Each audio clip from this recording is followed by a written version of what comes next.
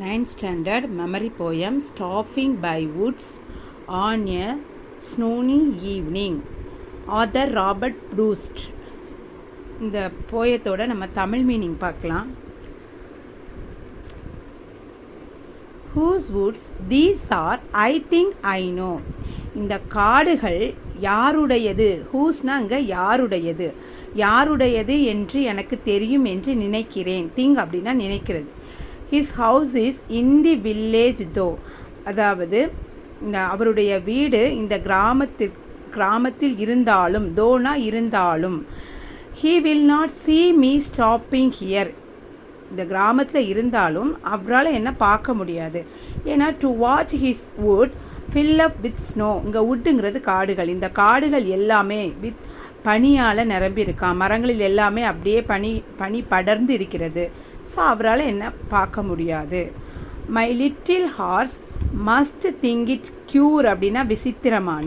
To stop without a farm house near, அதாவது என்னோட little hours என்னோட சின்ன குதிரைக்கு ஒரு விசித்திரமாக அது நினைக்குது, இந்த இடத்த அது விசித்திரமாக நினைக்கிறதுனால டு ஸ்டாப் அது நின்றுட்டு ஃபார்ம் ஹவுஸ் நியருக்கு பக்கத்தில் நிற்காம அது எங்கே நிற்குதான், between the woods and frozen lake, அதாவது காடுகளுக்கும் பனியால் உறைந்த ஏரிகளுக்கும் இடையில நிற்குதான். ஃப்ரோசன் லேக்னால் இங்கே பனியால் உறைந்த ஏரி அப்படின்னு அர்த்தம்.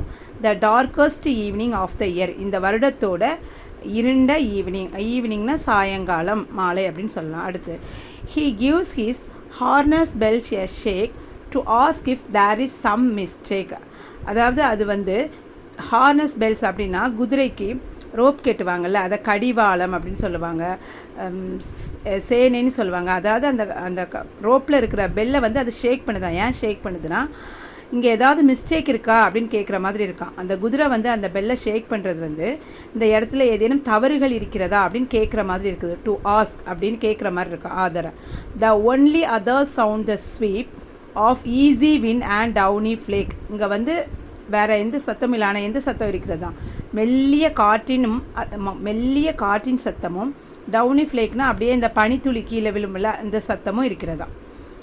த woods are lovely dark and deep, அதாவது இந்த காடுகள் அழகானவை, டார்க்னா இருட்டு, டீப்னா ரொம்ப ஆழமானவை.